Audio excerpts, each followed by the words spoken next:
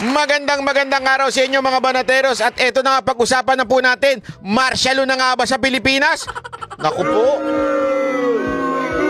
Dahil ipakukulong na ba ang mga vlogger? Naku po. Uunahin daw si Boss Dada at saka si Jay Guevara. Bakit Jay? Eto na nga, pag-usapan na po natin ito kasi mainit na mainit po ito, galing pa po sa oven. Etong issue na ito na kung saan tila ipakukulong daw ang ng mga vlogger. Kaya ang plano, kasi meron ako narinig Meron ako, ewan ko kung totoo ito meron narinig dyan sa tabi-tabi dyan sa kanto. Kasi next week, ano na po yun, huling linggo na po yun ng House. Kasi after that, campaign period na. So, simula ng kampanya, so wala nang mga hearing. Congressman pa rin po ba sila? Pero wala na mga session dyan dahil nga kampanya na, di ba? Alam na po natin yan. Kaya nila itatapat next week yung pagtawag sa mga vlogger para pag may kinontempt sila, mahaba ang pagkakulong. Naku po. Nakikinit ako na yung mga mangyayari. Unless mapag-isip-isip sila, kasi nga po ilalantad na ho natin itong kanilang bagong iniisip. Di umano, ha? Ayan po yung narinig ko lang. Hindi ko naman sinasabing totoo. Pero narinig ko lang yan. Yan daw ang plano. Sana hindi totoo. Sana ho hindi totoo dahil baka akala ninyo nilalang lang nyo mga vlogger, pero mas marami pa pong follower yan kaysa sa mainstream media. So ang akin lamang po, sana yung patas lang. Hindi naman po natin sinasabing kilingan ninyo ang mga vlogger, pero patas lang. Pag nagpatawag kayo ng mga vlogger na sumusuporta sa dating Pangulo, magpatawag din po kayo ng mga vlogger na sumusuporta sa kasalukuyang kasi sa totoo lang, mas marami yung fake news sa mga animal na yan. Mukha pa lang nila fake news na di ba? Kahit nga yung gender nila fake news na. Kaya po sana patas lang. Yun lang unang atin Yun lang sa atin. Pero iba ho kasi naririnig natin na tila talagang tutuluyan daw, tatakutin. Ika nga, bakit ba kasi nangyayari ito? Kasi alam natin, malapit na eleksyon. Kailangan na may mga kampanya sa kanila na walang titira sa kanila para hindi sila nadidistract. Kaya tatakutin nila itong mga kilalang mga vlogger. Naku po, patay tayo dyan. Hindi po ako kilala, ha?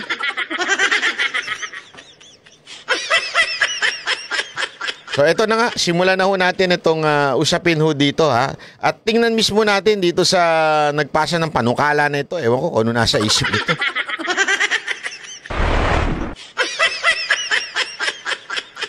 Ayan. 61% sa mga na-survey, aprobado po yung ginagawa ng Quad Committee, no? So, ito naman yung... Yun po ang sa tingin ko fake news. Yun ang totoong fake news. Yung 61% aprobado daw ang ginagawa ng Quadcom. Malaking katarantaduhan yan. Fake news yan Ito, tinatanong niya po, hindi po siya nagsabi nun, na tinatanong niya po dito sa kausap niyang si Barbers. Stream is yung on the other end nga of the spectrum, kung ito nirereklamo niyo yung mga bumabati ko sa inyo, meron naman ang majority naman 61% approve of what you're doing. Let me be clear, Ali, hindi kami nagrereklamo sa bumabati ko sa amin. Ang nirereklamo po namin... Parang hindi ako naniniwala. Naniniwala ba kayo mga kababayan na ang nirereklamo nila hindi daw yung mga bumabatikos?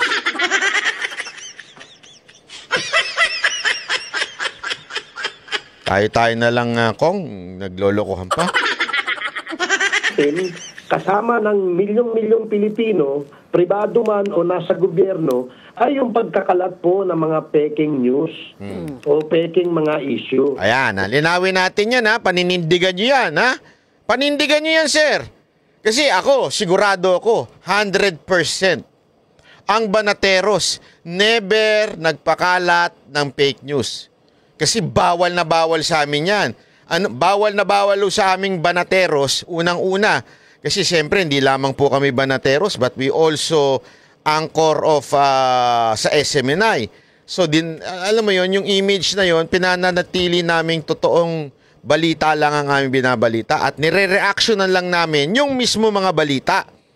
So sa amin, kabilin-bilinan ko bilang kanilang coordinator at founder, sinasabi ko sa kanila, huwag kayong gagawa ng chismis, huwag kayong gagawa ng kung ano-ano, huwag kayong basta-basta magre-react sa chismis. Kasi marami dyan nagbibigay ng pain tapos mag-react ka, yari ka, bitag ka, di ba? Hindi dapat ganun. Ako, sabi ko sa kanila, before you react, you verify kung yan ay totoo o baka namang kwento-kwento lang. Kaya kami, pag binabasa kami, ang gagawin namin, i-vet namin sa isa't isa. Vet hindi bet. Linawin ko lang Dan Fernandez, vet. Sinasabi, ito para lang sa kaalaman yung mga taga-subaybay ng Banateros. Kami po ganyan. Pag meron po kaming nabalitaan, ang kabilin-bilinan ko sa kanila, huwag kayong makikipag-unahan sa reaction. Kasi marami dyan, nakikipag-unahan sa reaction para maraming manood sa kanila. Ang problema, marami dyan ang nanununog. Gawain niya ng mga kalaban. Yung manunog, magpapain ng fake news. Pag nag-react ka, patay ka, ngayon fake news ka. Di ba? Sabi ko sa kanila, it's better to verify it at malate na kayo mag-react, pero at least naandoon yung integrity na ang nire-reactionan nyo lang ay totoong balita. Yun lang. Kung meron man kayong reactionan dahil merong hindi binalita ng ibang mainstream media dahil nga bayaran yung iba, alam naman natin. Halimbawa, yung kay Tulpo, yung doon nahuli sa tawag dito sa bus lane. Kami meron daw kaming paraan para anuhin ang fake news. Paano po? Itatanong namin ngayon sa aming opisina sa SMNI. Ito ba totoo? Saan po ba galing itong picture na ito? Yan, ganyan po kami. Yan ang nililinaw ko lamang po sa Banateros po yan. Kaya sir, panindigan ninyo yan, sinasabi ninyo that you are not, okay? You are not against those who will criticize you or those who criticize you, but you are against fake news. Pag dyan, abay, kasangga nyo kaming Banateros dahil I hate fake news. Biktima ako ng fake news at chismis ng ibang tao. Kaya galit ako dyan. Hindi ko gusto yan. Yang fake news. Pag fake news, tinatabla namin yan.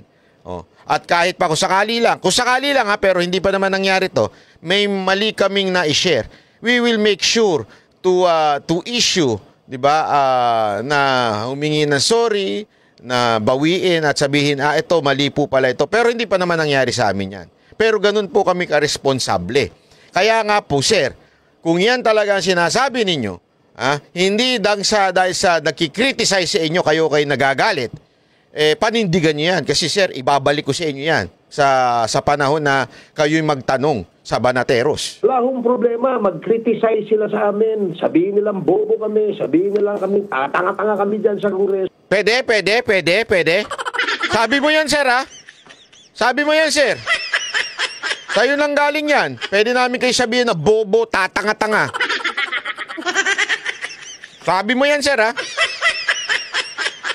Panindigan nyo yan, sir, Panindigan nyo. Wala akong problema yun. 24 oras, 365 days in a year. Pwede ho nilang gawin yun. Pero yung magpakalat ka ng fake news na hindi naman wala namang basihan. Halimbawa, ako, I'm just using the issue that was thrown at me, Ako tinawag na drug lord, tayong dalawa lang naman nag-uusap, Ali at si Pat, tatlo lang naman tayo. Gusto ko sana kayong tanungin, kayo ba'y naniniwala na ako'y drug lord? Wag mo i-on the spot yung mga nag-i-interview sa'yo. Hindi, mali Hindi ko alam. Actually, sa totoo lang hindi ko narinig yan. Ewan ko hindi ko narinig yan yung drug lord si Barbers. Wala akong, ewan ko kung sino nagbalita niyan. Sino ba nag-share niyan? Sino ba nagpakalat yan? Sa totoo lang, pakisulat nga po dyan sa baba kung sino nagpakalat. Kasi hindi ko po alam yan eh. Actually, narinig ko lang yan nung pinanood ko ito na meron palang issue na ano ba to? Drug lord or something, si Barbers. Hindi ko po alam talaga yan. Never ko narinig yan. So kung sino man yung vlogger na nagpakalat yan, pakisulat nga dyan sa baba para tingnan ko kung ano yung pinagsasabi niya. So, alam mo Diba? kami, kasi nga, alam mo pag ano din. Wala po kaming hinahabol. Wala po kaming attempt to curtail the freedom of expression and freedom of speech. Di nga. Gusto pa namin palakasin ito. Pero dapat po meron pong responsableng pagpapahayag. No? Meron pong... Pero may problema tayo dyan, sir. May problema tayo dyan. Mamaya sasabihin ko ano yung problema natin. Ika nga, disiplina sa atin. Huwag po natin ituro sa mga kabataan yung mga pagmumura, pambabastos, dahil alam po natin yung mga anak at mga apo natin ay meron pong access sa social media. Sandali ho, sir. Una-una, hindi ho responsibilidad dyan ng mga vlogger. Hindi kasi, I think lumalagpas na po kayo sa responsibilidad ng mga vlogger eh. At saka ng mga magulang. Alam nyo, eto sabi nga nila, naalala ko to yung sinabi ni Jim Carrey. Kilala nyo si Jim Carrey?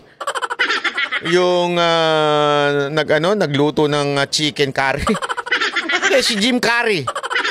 Si Jim Carrey, yung sa Liar o sa Ace Ventura. O nakaluma-luma na yan. Sikat na artista yan eh. Sabi, yung siya, i-introduce nyo na si Eminem. Si Eminem, yung palamurang rapper. Alam naman po natin yan. Sabi niya, in English pero tatagalogin ko na lang kasi mahina siya magtagalog eh. Ako na magtatagalog. Wala namang problema sa lyrics ni Eminem. Kung ang mga magulang ay ginagabayan ng kanilang mga anak. Sa madaling salita, Representative Congressman Barbers. Hindi responsibilidad ng mga vlogger na magpakatino. Hindi ko sinasabing kinukonsintuhin ko yung mga tarantadong vlogger Pero para sabihin natin na yung pagmumura, yung ganito-ganito, hindi ho responsibilidad ng mga vlogger yan na sabihan yung mga bata, wag kayo makinig. Hindi ho. Responsibilidad ng mga magulang yan na anong ginagawa? Ayun, nagchichismisan sa labas. Anong ginagawa? Ayun, nagsusugal. Kasalanan na ho nila kung marinig ng anak nila sa social media yung pagmumura ng vlogger. Walang problema doon. Tandaan ninyo, sir, whether yan ay nagko-quote ng scripture, nagpipreach, or nagmumura, yan po ay nasa ilalim ng ating konstitusyon as a freedom of expression. As a matter of fact, sir, meron pong jurisprudence dyan na ang I think it was putang ina ay expression. Ibig sabihin, hindi yan illegal, hindi po yan bawal. Supreme Court po nagdesisyon yan. I-google nyo po, sir. Kung ayaw ninyo, itanong ninyo kay Attorney Google. Katabi nyo yun, si Dan Fernandez. Meron po yan jurisprudence na yung expression na putang ina ay expression. So, ano ibig sabihin nun, sir? Kung expression yan ay protektado ng ating saligang batas. Meaning to say, sir, we cannot say, oy, wag kang magmura, wag kang magbigay ng expression mo sa social media kasi may nanonood na bata.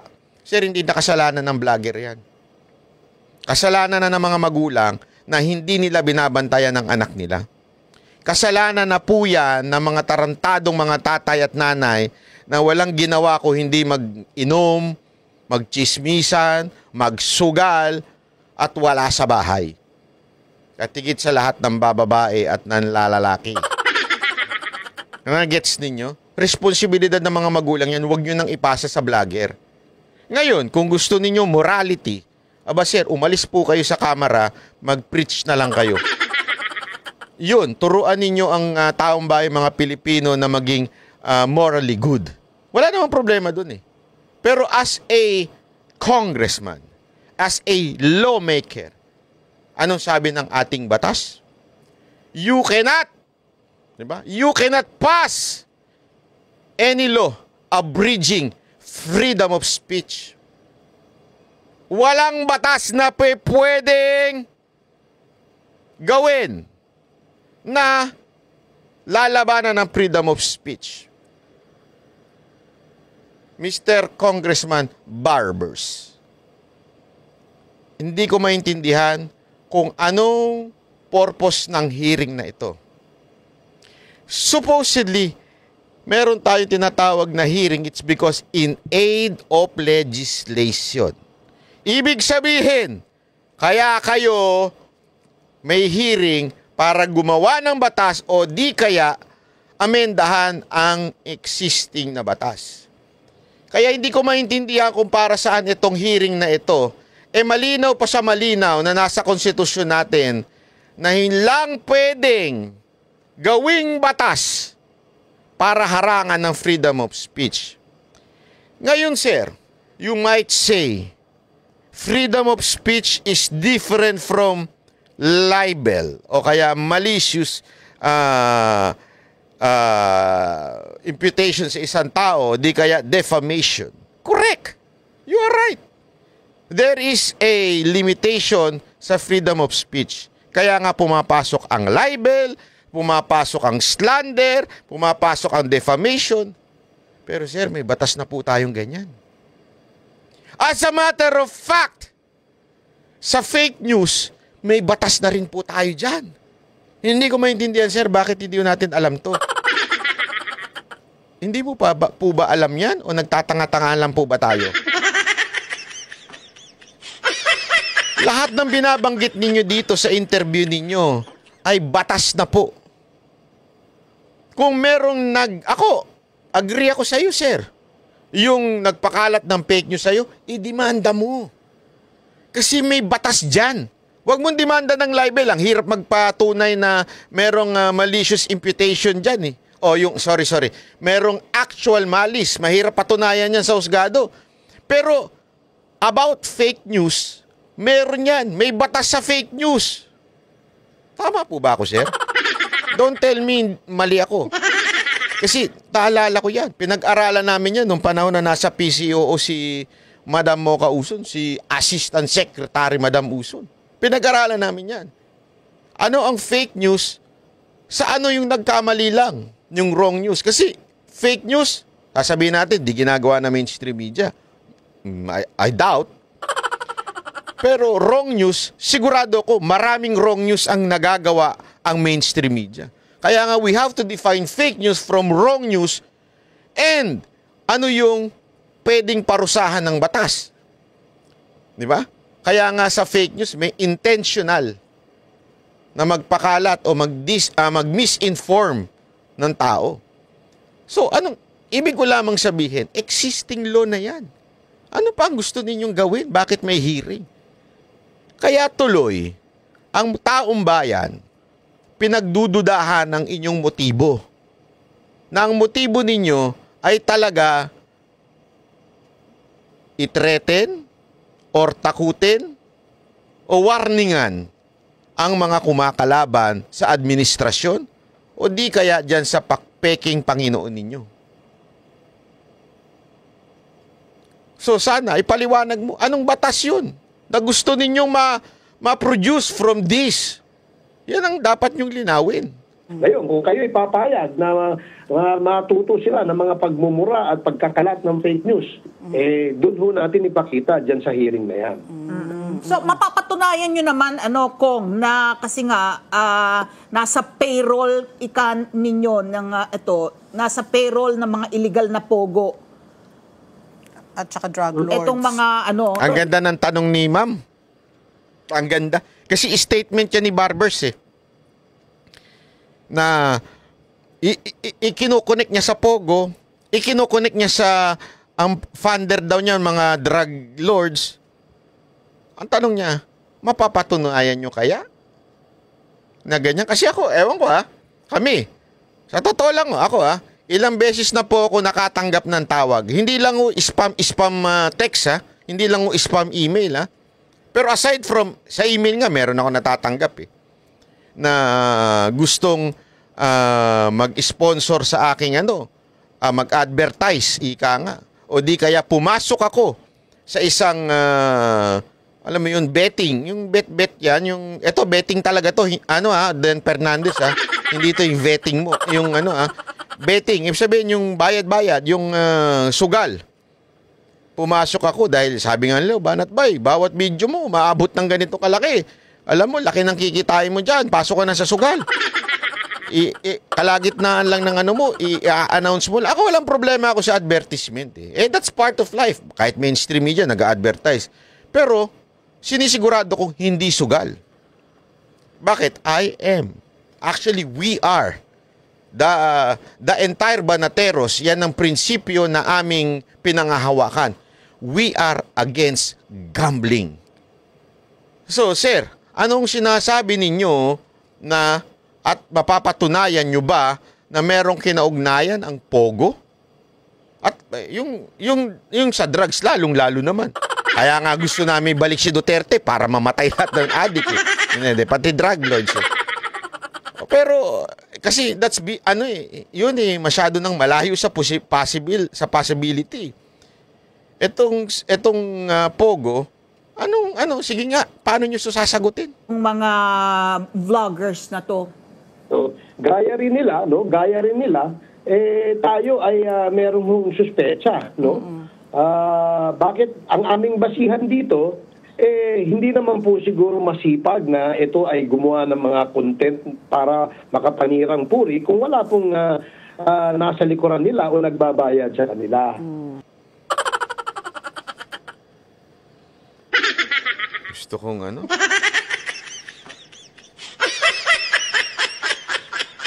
Congressman, ako na magtuturo sa inyo, ha? Para at least bago mag-hearing, alam nyo na. Alam kong pinupunto ninyo Kaya nagtsatsaga yung iba mga vlogger, kalabaning kayo, ang punto, criticize kayo, o kaya yung sinasabi nyo magpakalat ng fake news dahil sa binabayaran sila. Sir, hindi ho. Alam nyo kung bakit? Ito, sa inyo ko na lang sasabihin. May umami na nga May umami na nga sa kampo ng administrasyon nang sabi niya bayaran siya. Kung bayaran at bayaran, walang magbabayad sa paninira sa gobyerno. Walang pera. Unang-una, ang mga Duterte, hindi nila gawain yan. Alam ko yan. Kasi nga, parte ho kami. Tandaan ninyo, Assistant Secretary si Mocha sa SOCMED. Walang budget na ibinigay sa amin. Mocha, ito Assistant Secretary ka SOCMED. Pamigay mo sa mga vlogger.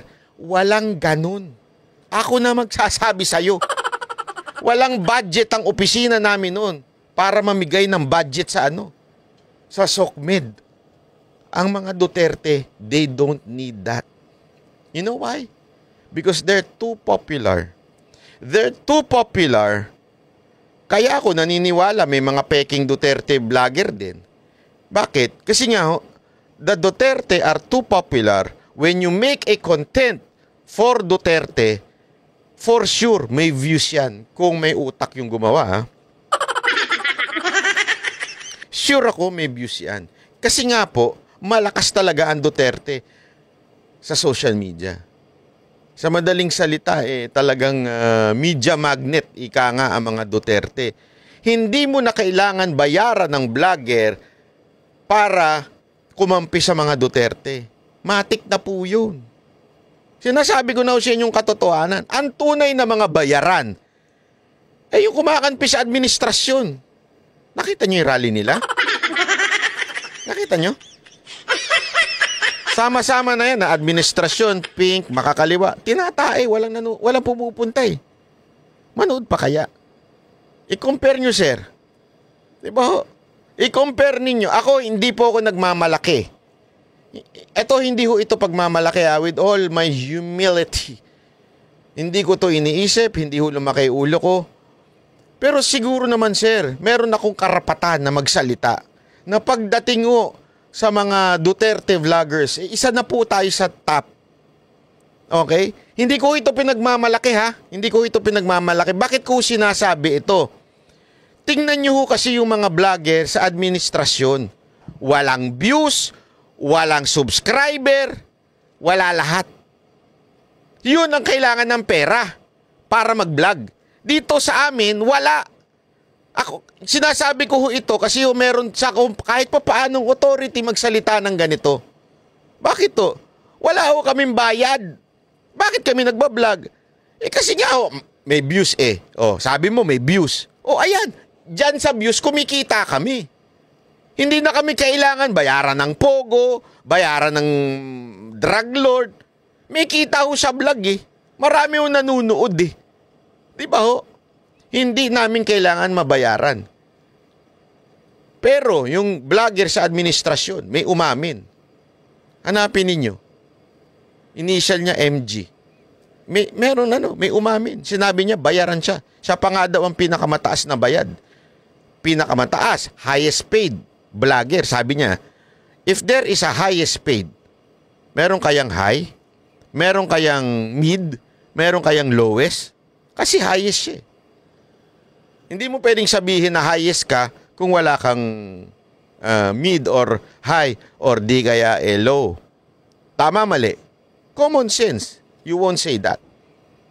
Pero umamin yung gago at sinasabi niyang bayad siya. Kaya nga sir, kung hindi nyo iimbitahan itong gagon to, halatang bias na po kayo.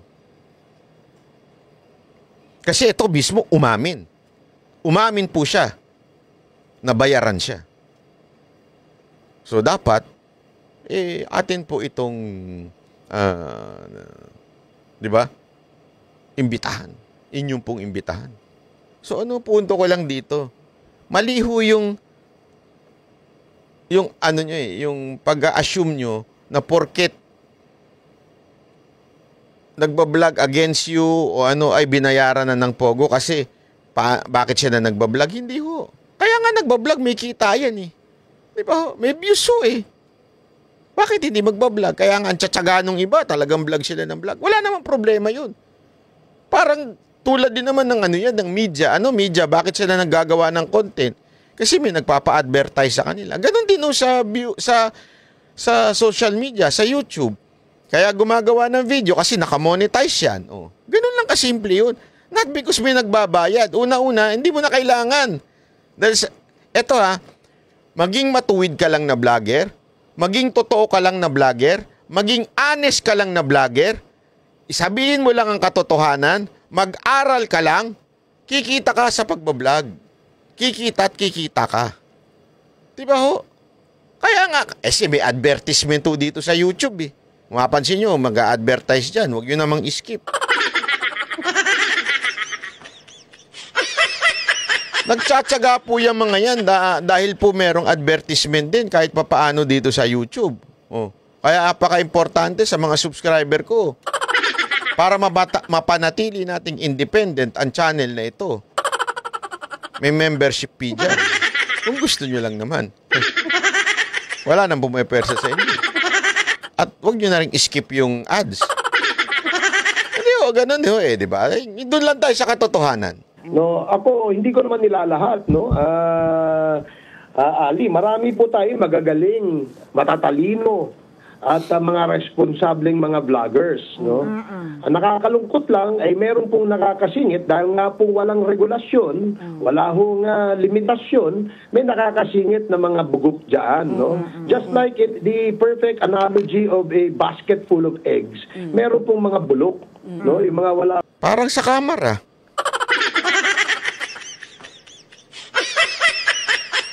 Hindi, marami namang matitinong congressman, matalino, pero napakaraming bobo.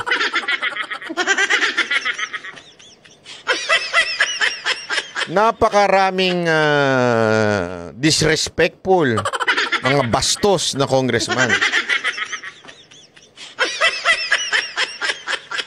At higit sa lahat, hindi lang bobo, tanga pa.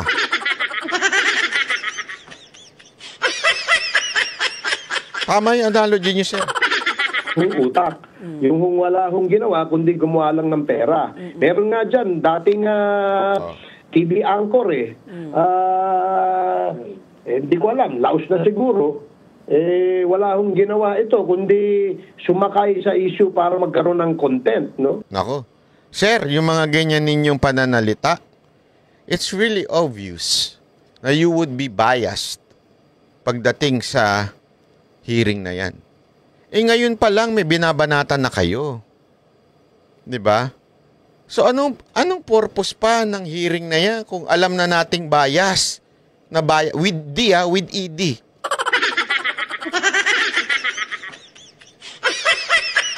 Hindi kasi alam mo kung bakit alam niyo yung bias na yan.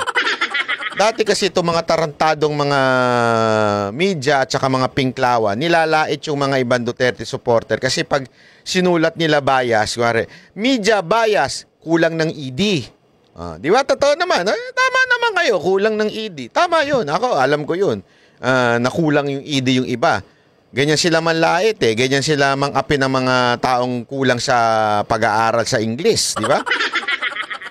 Pero, etong mga putang inang media na to, hindi naman nila pinupuna si Dan Fernandez na mali-mali English. Sinong mas... Ito ganito ka-plastic ang mga media. Maraming media dyan, nilalait noon ng mga Duterte supporter dahil mali-mali ang spelling. Supporter lang ito, mga ordinaryong Pilipino ito, mga nasa karsada. Mali ang spelling ng bias. Nilalait nila. Akala mo kung sino mga matatalino. Di ba? Pero, etong si Dan Fernandez na mali-mali ang pag-pronounce ng English, hindi nila nilalait.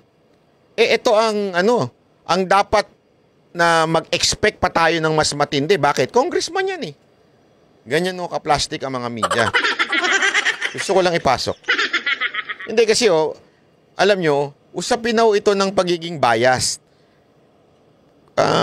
Mawalang galang na po, Congressman Barbers. Kung gusto ninyong hindi maging bias yung committee ninyo na magdidinig ng hearing, yung mga ganitong hirit na laos na ata yung dating journalist na yan. Porket binabanatan kayo ng dating journalist na yan, laos na kagad, ganun na kagad ang treatment nyo.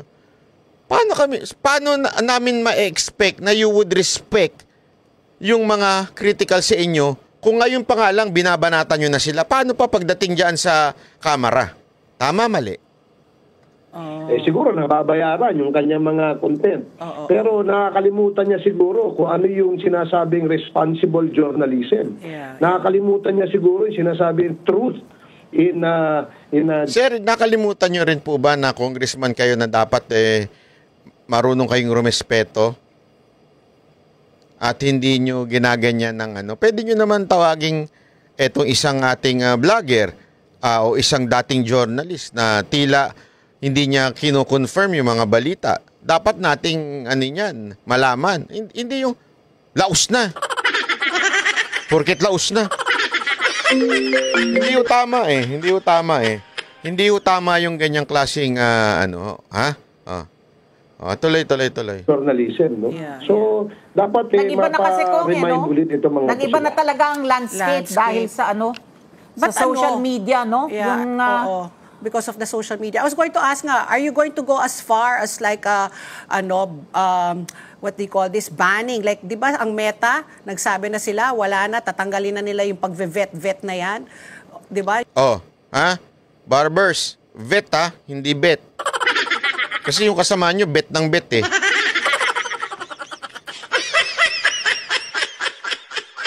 Yun ang kinakatakutan ng mga nasa Amerika. Hindi naman siguro kami aabot sa ganon dahil nga ang amin lamang layunin ay magkaroon ng disiplina, magkaroon ng regulasyon, magkaroon ng pamantayan, no? Itong mga pagbablog. Kasi for all we know, baka bukas, kung wala na akong trabaho, baka mag-vlogging na rin mo ako. Parang no? Parang ang dating mga vlogging lang ako. Okay, ganyan kayo mga Ganyan kayo tumingin sa mga ordinaryong Pilipino Baka bukas wala akong trabaho, magba-vlogging na lang ako. Parang ang tingin nila mababa talaga Ganyan tayo i-treat ng mga opisyal ng ating gobyerno. Na supposedly they are called to be public servant. Pero ngayon hindi na public lord na sila. O kaya the lord of the rings. Alam mo, ano ako, parang yung gusto mong mangyari, parang talagang ano yan, lubhang napakahirap. Oo. Kasi there will always be yung sinasabi ninyo na merong dating journalist. Na, Kasi any Tom, Dick, and Harry now Lahat ngayon may handle eh. Yeah. Lahat na lang may gustong sabihin. At binibigyan sila ng plataforma to express what they want to Correct. say. Yeah. Pero tatayo ang pangalan mo eh. Maniniwala ba kami, kamo, kung na drug lord ka? Tatayo ang pangalan mo. In the end, it's really your credibility, your integrity. Paniniwalaan ba ng mga tao yung pinagsasabi nitong tao na to na allegation, let's say, against you? I think ang kampanya, ang thrust should be educating everyone to be more discerning so that you can separate the chaff from the grain. That is exactly what we want to achieve here. Di ba? Taliwas doon sa iniisip ng iba na pinipigilan natin yung kanilang malayang pamamahayag. No, hindi ho ganoon. Yun ang sinasabing fake news. Kaya nga tinitwist nila eh. Di ba? Pagka yung interview mo halimbawa sa isang kaya ito, yung interview nyo sa akin, i-splice nila ito. I'll bet you 1,000% they will do this. They will splice this, no? And they will only play yung mga gusto lang nilang marinig na ikasisira natin. No? Yun nga ang... Hindi, sir. Ako, buo ko ipi-play. Hanggang pagtapos ito, ipi-play ko. Ipapakita ko sa inyo mali nyo. Hindi kasi, ang linaw ho nung tinatanong ng babae. Sinasabi nung babae, paano na parang hirap naman ata ng gagawin ninyo na pagpigil ng fake news? Because, ang dali nang gumawa ng account. Alam nyo, ito yan. Ipaliwanag ko lang sa inyo konting kaalaman na hindi nyo alam. Ito ipapaliwanag ko lang. Iniisip ko na yan Matagal na namin pinag-iisipan yan, pinagpaplanuhan. Ano ba ang lalaban sa fake news? 2022, 2000 nung pumasok si Mocha sa PCOO bilang Assistant Secretary, kami nila Attorney Trixie, ni Attorney Ahmed, at saka nila Mocha, pinag-uusapan na namin how are we going to combat fake news? Can we stop them in spreading fake news? Sir, we cannot. No matter how many effort, no matter how many laws ang gawin ninyo, it's easy to spread fake news. Bakit kanyo? Ako, pasensya na ho ang tamaan, wag pong magagalit, kasi wala naman tayong pang-combat doon sa mga nagtatago na walang mukhang mga channel, mga walang mukhang mga accounts. Kasi wala namang batas na kailangan rehistrado ang iyong Facebook account o di kaya ang iyong YouTube channel. Hindi ho kasi pwedeng ganon. Iyon ay hindi na jurisdiction na ninyo. Tandaan ninyo, it's www, World Wide Web. Ibig sabihin sa buong ito, hindi ho yan sakop na ng Pilipinas. Ang pwede nyong gawin, i-stop nyo Facebook, i-stop nyo YouTube, i-stop nyo TikTok, martial law na lang tayo. Imposible naman po yun, sir. So sa madaling salita, simpleng-simple, how are we going to combat fake news? Simple. Ito ang kasagutan na wag na ho kayo magpahiring, sayang lang. Sasabihin ko na lang sa inyo. To be able to combat fake news, you have to make sure that there is true news. Kasi pag may totoong balita, kahit anong peking balita, tadtarin man ng peking balita yan, kung totoo ang balitang kumakalat, hindi yan mag-stand. Naintindihan ho natin?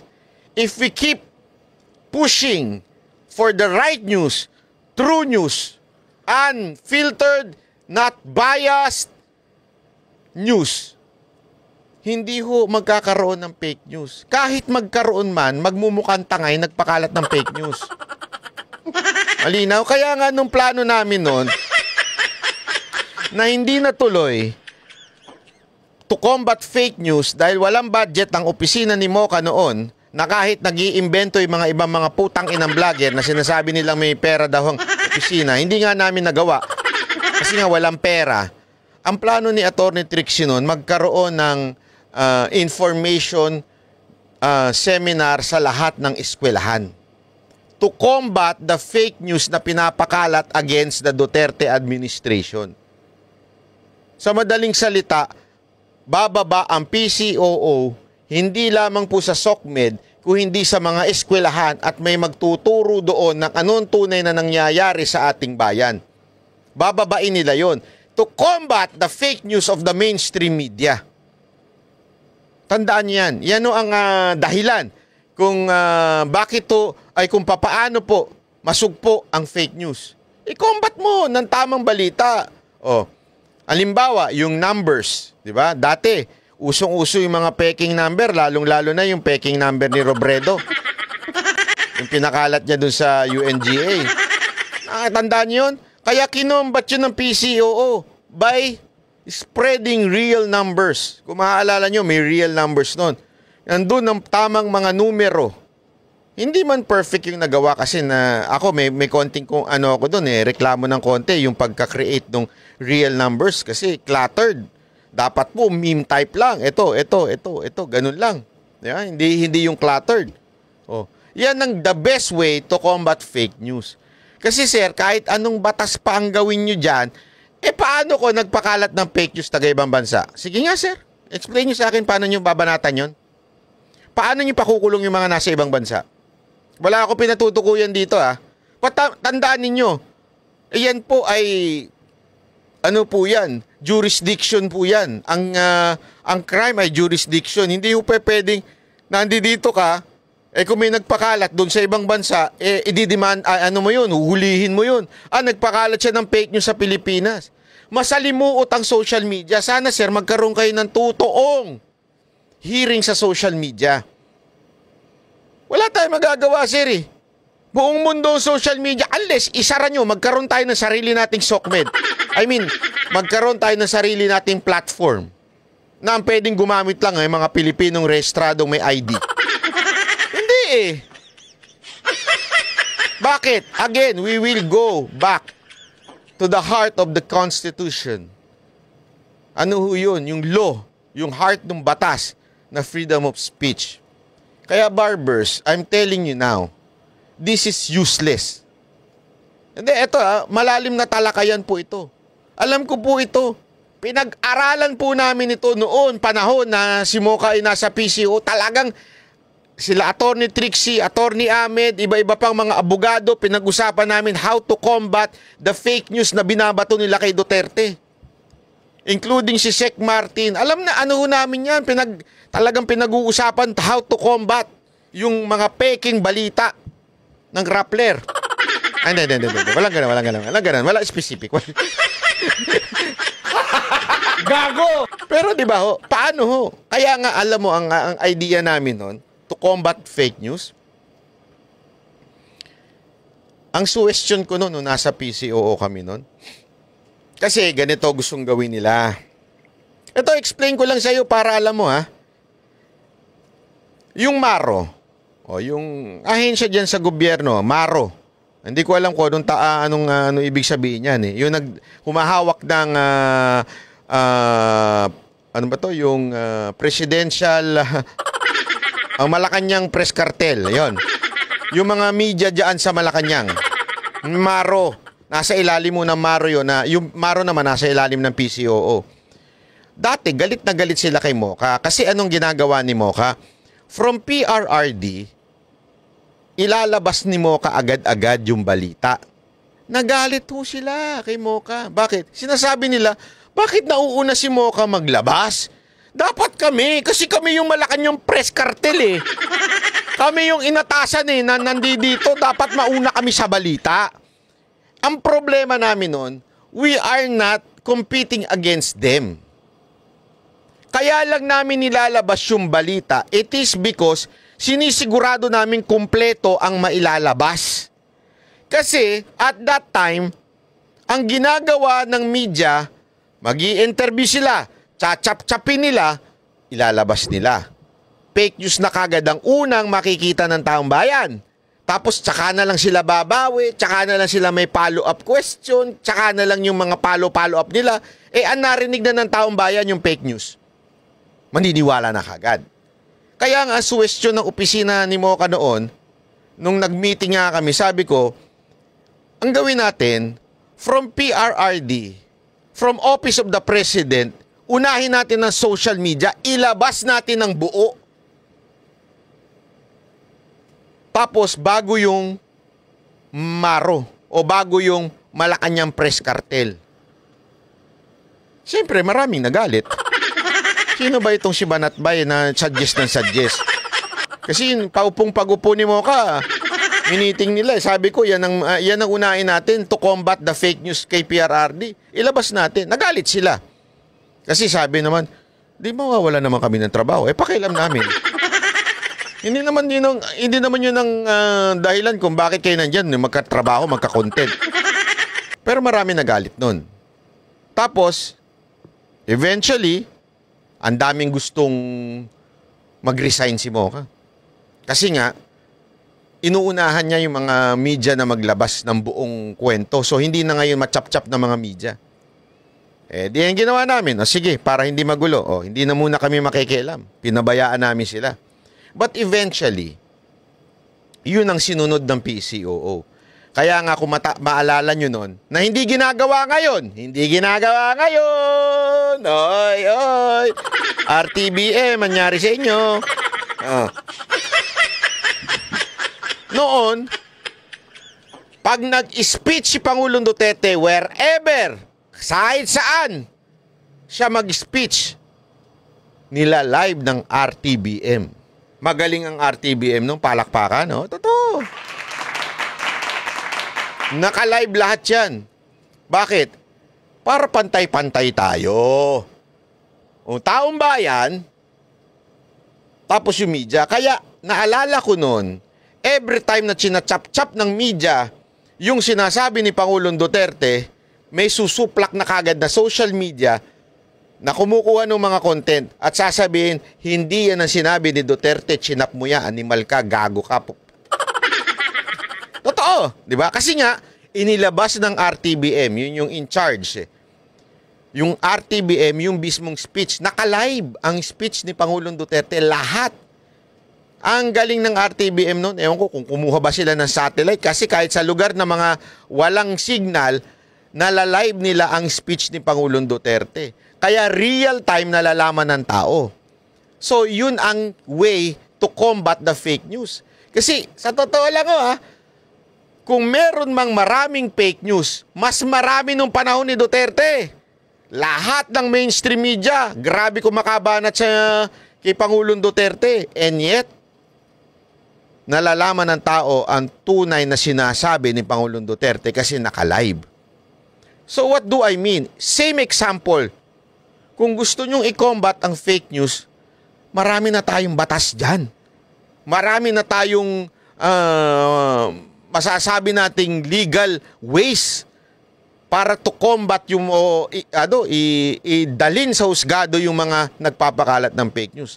Kung talagang gusto nyo masolusyonan, ayusin ninyo ang communication ninyo para malaman ng tao kung ano talaga nangyayari. Yun lang yun. Combat fake news by producing the true news. Yun lang, kasimple yun, sir. Diba? Tuloy. Ayaw na, Yung tanong sa inyo, no, Ali. Kayo ba papayag na walang regulasyon, na patuloy ang pambabastos, patuloy ang pagmumura, patuloy ang walang disiplina ng mga yan? Diba? Alam mo, sir, ang problema kasi, yung pambabastos, walang disiplina, ganyan-ganyan.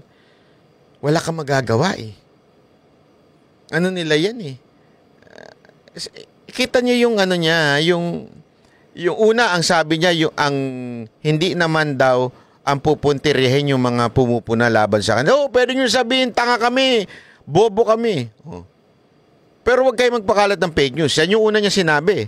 Pero bandang dulo, sinabi niyang may mga nambabastos na o yung nagmumura na. Di ba?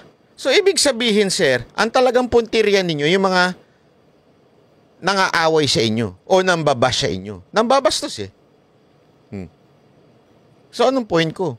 Sir, kahit nambabastos yan, protektado yan ng freedom of speech niya.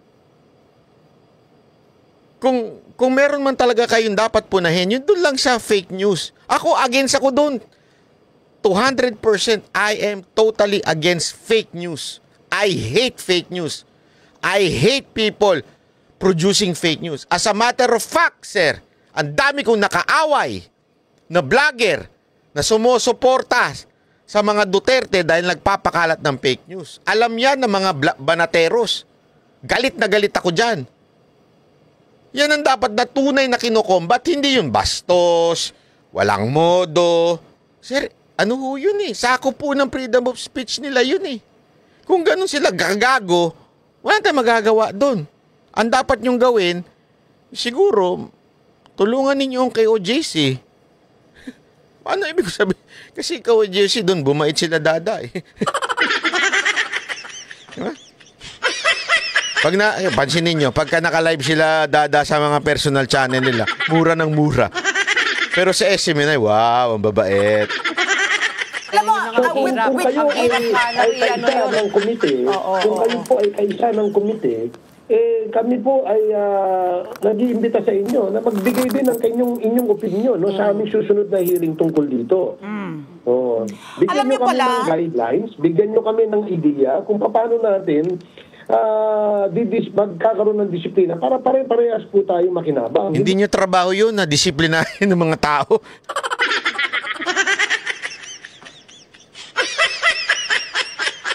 Sir naman, hindi nyo sir trabaho yun. Yung kayo lang o kami lang. Wala akong ganun. Ito ay para sa bansa. Sana makadalo kayo sa aming pagdinig ng...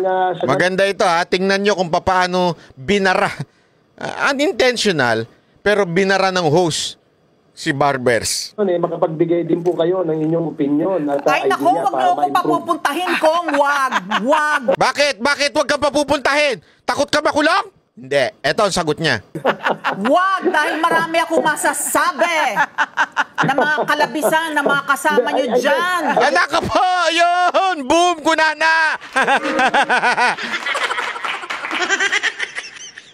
Ano daw? Grabe. Ito banateras to si Madam. Harap-harapan. Binara si Barbers. Wag mo akong papuntahin dyan. Marami kong masasabi sa mga kasamahan mo. Ulitin natin.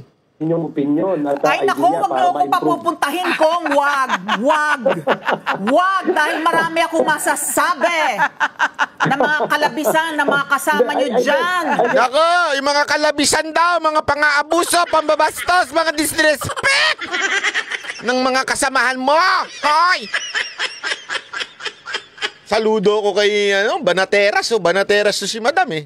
Hindi pa ako nakakapag-umpisa kong. Dahil aminado naman kayo, kalabisan din yung ginagawa ng ibang kasama nyo dyan. Hanga ko sa'yo, Madam. Huwag nyo na ako umpisahan. Kalabisan ng ginagawa nyo dyan. Ay! Ha? Gago! Saludo ko sa'yo, Madam. Yan ang mga sagutan. Huwag mo na ako papuntahin yan. Maaaway ko lang yung mga congressman. Kalabisan. Tameme.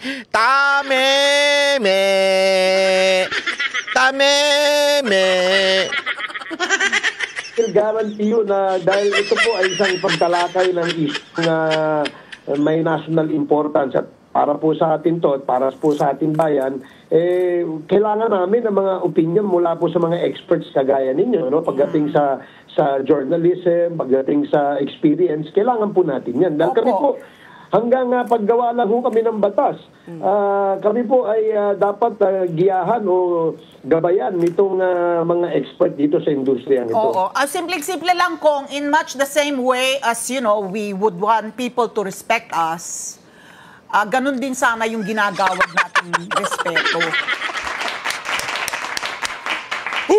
Ha! Akala ko titigil na si Madam eh. Oo nga, tama ka dyan, Kong. Pero as much as, di ba, you want us to respect you, respect us.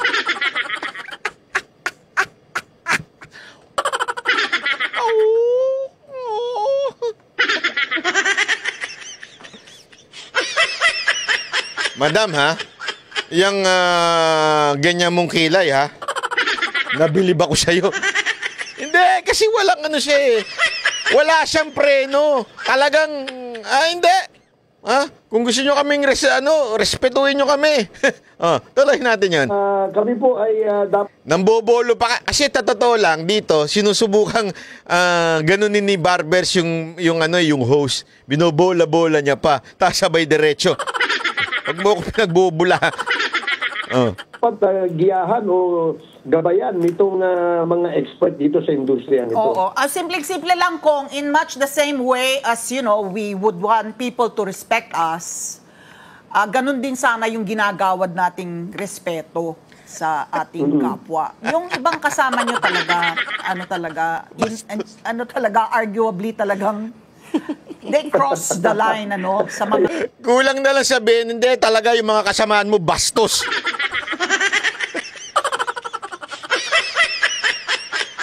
Grabe. Alam mo, pati yung kasama niyang host, natawa na eh. Bakit? Kasi talagang ang lakas ng loob ni Madam eh.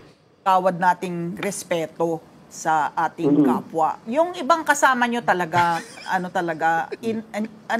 arguably talagang they cross the line, sa mga pagtrato po nila sa mga resource person na iniimbita dyan. And with that, Happy New Year, Kong. Hindi ka drug lord. Walang maniniwala na drug lord ka. Oh, yan! Very... The best kayo. Palakpakan. Barado. And with that, hindi na pinagsalita. Gusto ko yun, Madam. Iba ka. Ayun yung mga hanga ko eh. Gusto kong, yan ang mga idol. Gusto kong gayahin yan. And with that, Happy New Year. Hindi ka drug lord. Bye-bye. Gago! The best. Ano may bago na akong idol ha. Pasensya ka na, Ted Pailon.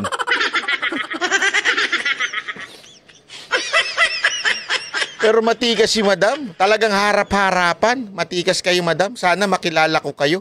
Hanga ako sa inyo. Sana mga ganyan ng idol ko. Pagka nakita ko kayo, talagang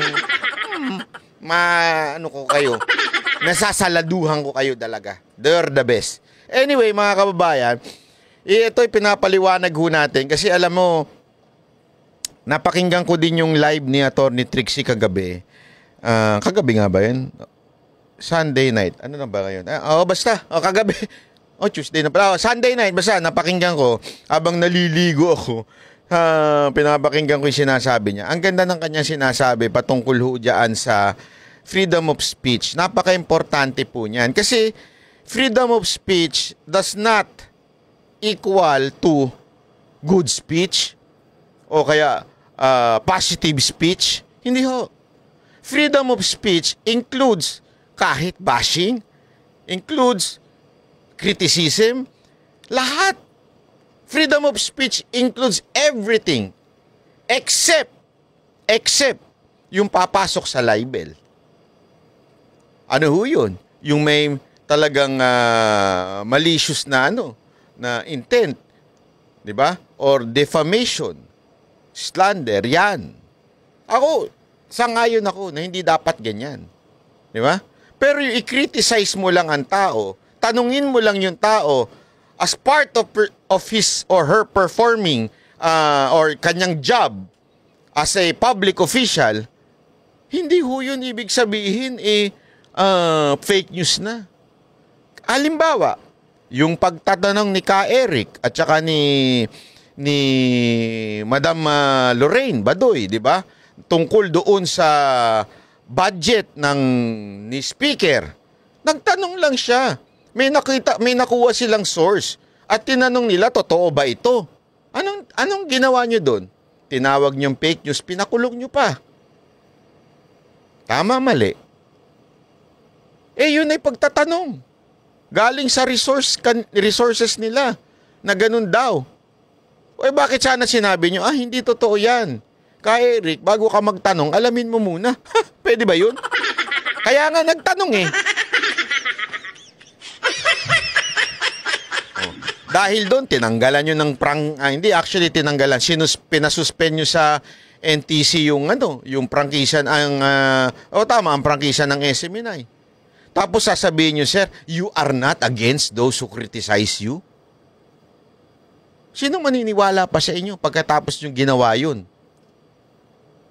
So, imposible ho. Kaya nga ang ganda-ganda sinabi ni Atty. Trixie, whether bad yan, hindi, pagmumura yan, as long as it is part of their freedom of speech at hindi sila naglalibel, yun ay kalayaan nila.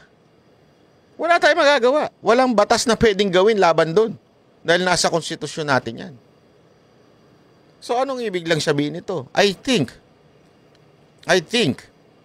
because of the way Barbers is saying now, this is going to be a biased kind of hearing. Sigurado ako one-sided tong hearing na to. Ngayon pa lang. Yung namumuno ng chairman, bias na kagad magsalita, ini-interview pa lang. How much more pagdating na doon sa kamera na ang tatapang na niya mga yan. Nagtatago sa likuran ni speaker. O, di ba?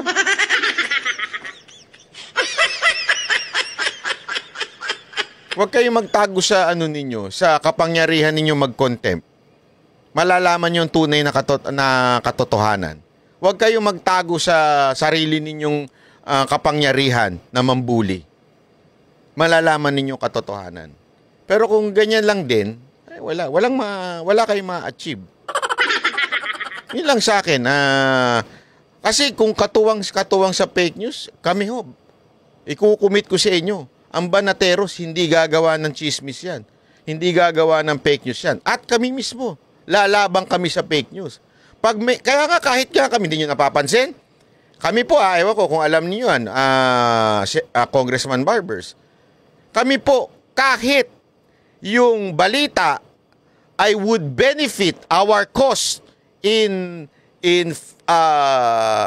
alam mo, kalabanin yung gobyerno o kung sino man i-criticize, even if it will benefit us. Pagka fake news, i-call out namin yun. Ang dami nga nagagalit sa amin pag kino-call out namin yung mga fake news ng ilang mga Duterte vloggers Galit kami kasi. Ayaw namin nun Dapat patuloy namin sinasabi, kung tayo may pinaglalaban, dapat dun lang tayo sa totoo. Huwag tayong gagamit ng kasinungalingan. Pag gumamit tayo ng kasinungalingan para labanan ang kasinungalingan, wala tayong pinagkaiba sa mga NPA na gumagamit ng propaganda para labanan ng gobyerno. Hindi kami ganun. Kahit kami po, yan, ikukumit namin yan. Katuwang nyo kami sa lalaban sa fake news. Pag may nakita kami fake news, kahit kasamahan namin, i-call out namin yan. Sigurado kami dyan. Pero kung gagamitin nyo lang yung hearing na yan para manggipit ng mga vloggers, sigurado makakalaban nyo ang Banateros dyan. Hindi ho tama yan, sir. Sana ho ay maging munting paalala to. We want peace. Sa katunayan, pansinin ninyo. Ang Banateros nga, hindi nga kami madiin sa yung parang laging galit na palaban na ano kami. Ang sa amin kasi, pag tama, palakpakan, kahit sino pa yan. Kahit si Romualdez pa yan, kahit si Marcos pa yan, pag tama ang ginawa, pinapalakpakan namin. Pag mali, binabanata namin. Kahit sino pa yan. Yan kami. Yan ang Banateros. Mananatili kaming ganyan. Katuwang nyo kami. We want peace and we want our country na umangat. Pero sabi nga ni Madam, hindi ho natin mapapagkaila yung mga kasama nyo abusado na. Kaya useless yung hearing na gagawin nyo. Ako po si Banat Bay. Maraming salamat po. Yan ang Banateros, boses ng ordinaryo.